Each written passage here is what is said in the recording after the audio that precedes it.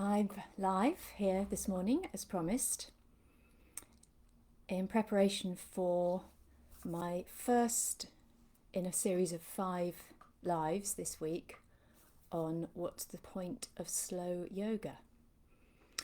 So for the next 4.5 minutes or so, I'm going to be just talking about what's coming up this week, what my plans are, while Facebook has the chance to find me, because it can take a while for Facebook to realise when you've gone live. And this will also give me the opportunity, give you the opportunity to get yourselves ready, share share this post with anyone, tag anyone you think might like to join us. And in this morning's session, we're going to be using a chair. I've got mine behind me. So if you haven't got a kitchen chair or something similar, a nice upright chair to hand, then I suggest you go and get one of those. Now you've found me, you're in the right place, and we'll be starting in about 4 minutes' time. So who am I and what am I here for? My name's Helen Davis, and I'm the founder of One Step Forward, and I'm a yoga teacher, but I'm also a hypnotherapist. And I've always been really fascinated by how both yoga, when practiced regularly, and hypnotherapy can help us change the way that we think, our patterns of behaviour. And the way I usually present this is in terms of making space, because that's what it feels like to me. We're making space physically, mentally, emotionally. But this week, I'm going to be focusing specifically on the neuroscience, what's going on in our brains, in our bodies, in our minds when we're going through this process. So, as I say, we'll be starting in about 2 minutes now. So if you haven't already got one, I encourage you to get a chair, because that's going to be what we're going to be using in our practice today.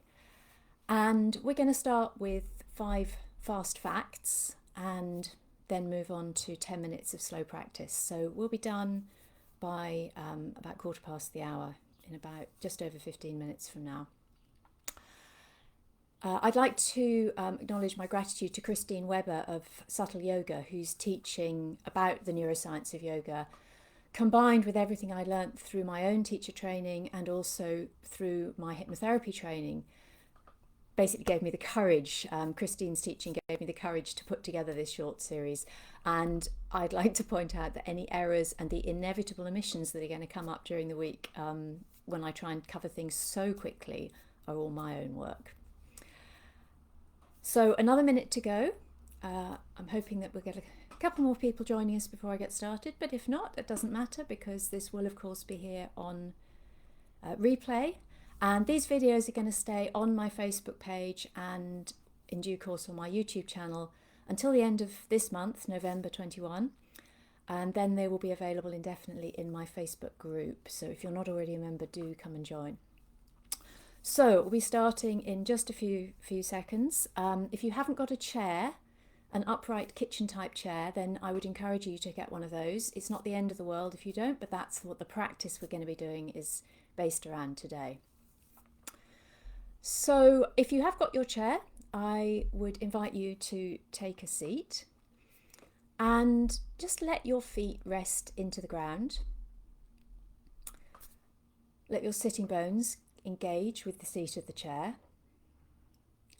And simply sit there, let your hands rest on your thighs or your knees or wherever is comfortable for you. And you can just sit there, feel the connections of your feet into the ground, and be with your breath. So as I talk, and I'll be starting in just about 10 seconds time now, as I talk, you don't have to remember any of this. You can come back to the videos if you want to, but anything you feel that you need to remember, you're going to remember anyway. So just let my words wash over you. Use this as an opportunity to hear the words and be with your body as it sits on your chair this morning.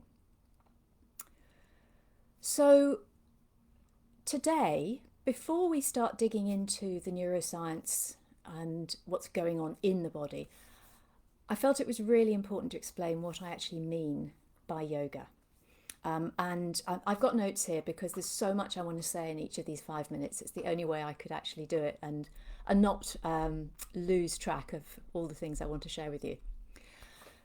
So today I'm going to talk briefly about what I mean when I talk about yoga. There's two ways to approach yoga in general, either as exercise or as what is sometimes called inner size. So exercise yoga focuses on strength, flexibility, stamina, and the primary aim is to boost fitness. Inner size focuses more on creating and returning to physiological homeostasis, to balance. It focuses on mental health, on managing our emotions, and the primary aim is to boost the resilience of our nervous system so that we can cope with whatever is thrown at us.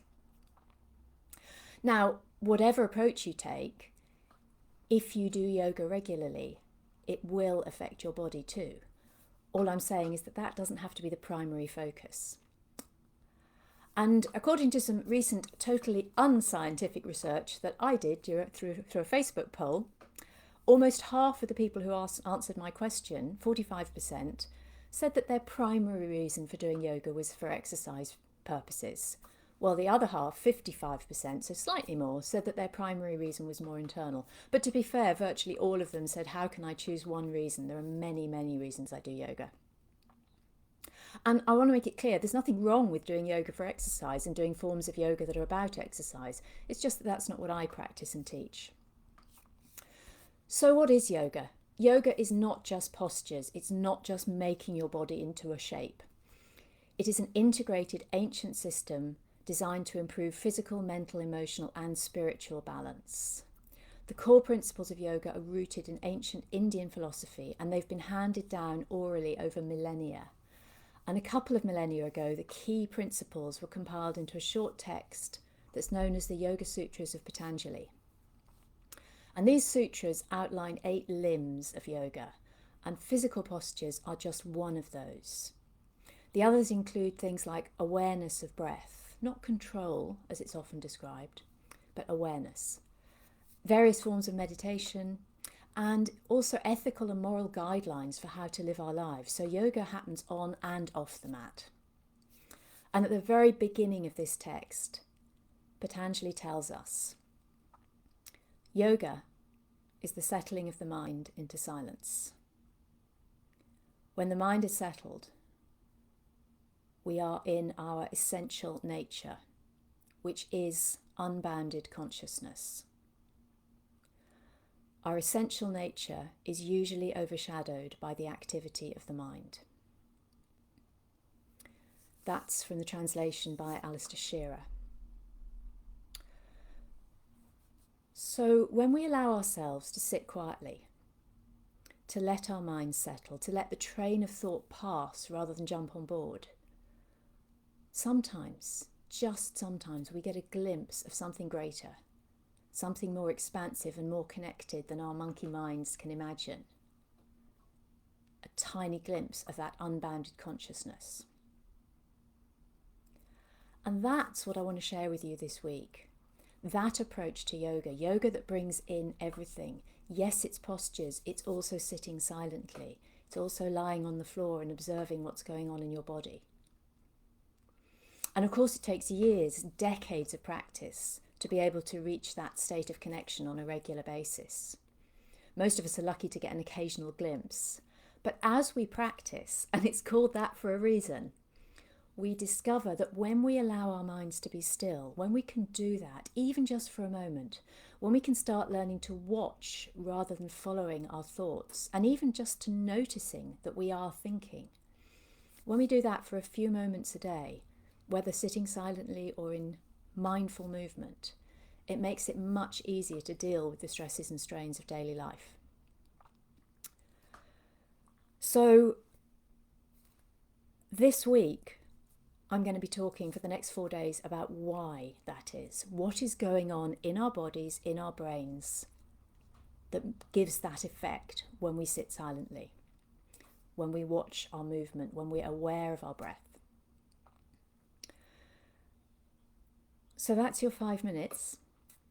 For the next 10 minutes, we are going to sit silently together. I'm going to move up onto my chair, and I invite you to let your feet connect to the ground. See if I can do this without too much noise. So if you haven't taken your shoes off already, I would encourage you to do so. Let your feet be about hip distance apart, with your ankles below your knees. So you've got a right angle at your knees, a right angle at your ankles, a right angle at your hips. Give your shoulders a bit of a wriggle, release them, let them soften. Let your hands just come to rest on your laps. They can go palm down or palm up, whatever's more comfortable for you. But make sure your legs and arms aren't crossed. And simply let the weight of your feet, the weight of your legs, rest down through your feet. And just before we start, let's lift and spread the toes. Lift your toes off the ground. How much space can you get between your toes? Can you open and spread the toes? Are you still breathing? And then let the toes rest down onto the ground and very gently drop into the balls of the feet so the heels come up a little. We're not pushing up. You're just letting the feet drop into the ball of the foot so the heel comes maybe 1 centimetre, half a centimetre off the ground. And let the heels come down, perhaps a little closer to the toes if you can. And then again, let the weight of the whole legs drop into the feet.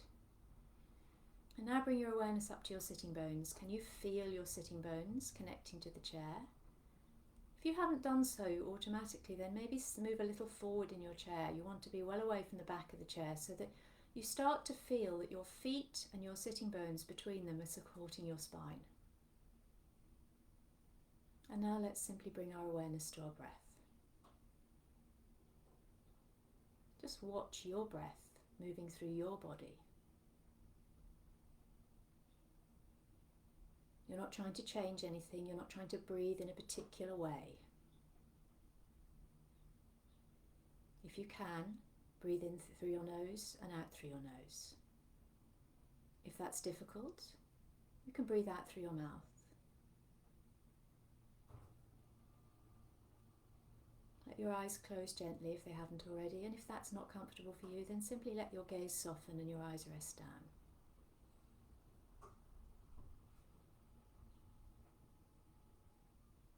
Notice how the breath feels coming in through your nostrils. Notice how it feels going out of your nostrils. Is there perhaps a difference in temperature?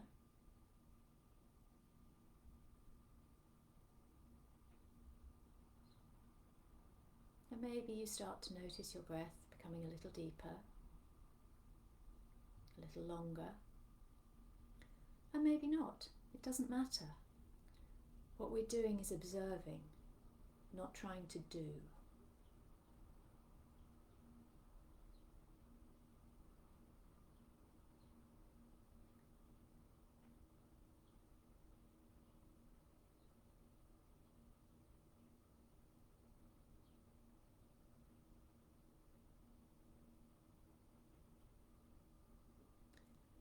And after a while, you'll inevitably notice that your mind has wandered, because that's what minds do. So just notice where it went and gently, kindly let go of whatever's distracted it and bring your awareness back to your breath. It's this act of choosing to let go of thought and return to the breath that is the practice. It's not about not thinking.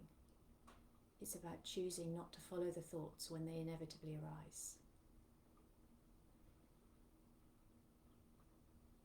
And whether it takes you 10 seconds or 10 minutes to notice that you're thinking, it doesn't matter. When you do, let the thought go and come back to your breath.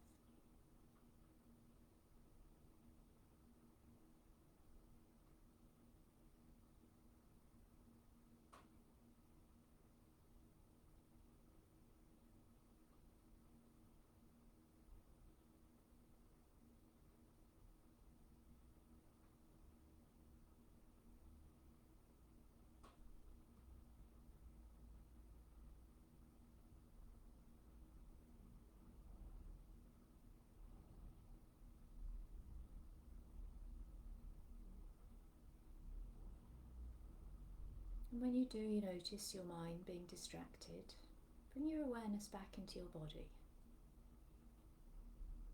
Can you rest your feet a little more firmly into the ground again? Let your sitting bones connect a little more firmly with the chair. Does that give your spine a little more space to grow and reach up? When our mind is distracted, our body tends to slump. Or perhaps when our body slumps, our mind gets distracted.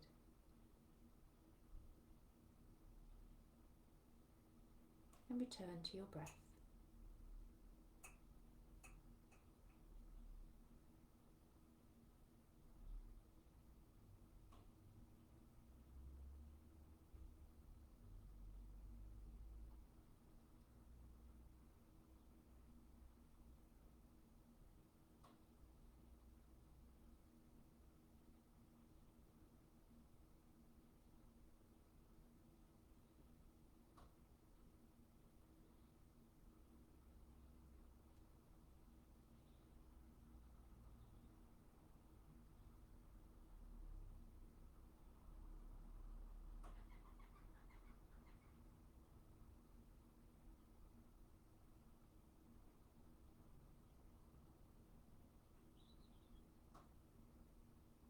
And each time that you notice that your mind has been distracted by a sound, a thought, a sensation in your body, come back to your body, reconnect to the ground and the chair,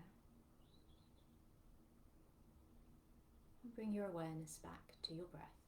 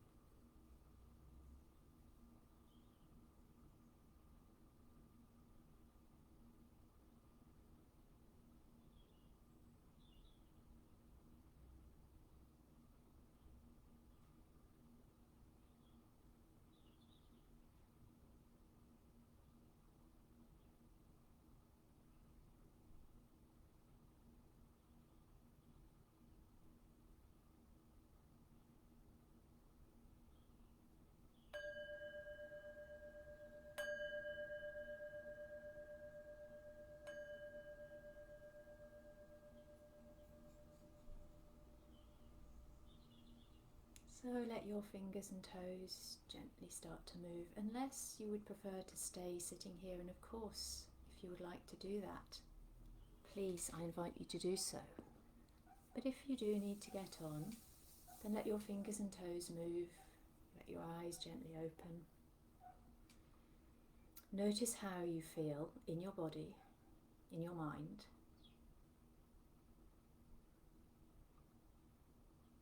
And be with that feeling for a few moments. And then I invite you to take that into the rest of your day and notice during the day how much more focused and aware you are, simply from spending 15 minutes in this space. So I'll be back tomorrow, just before 8:45. Tomorrow we'll be looking at the brain.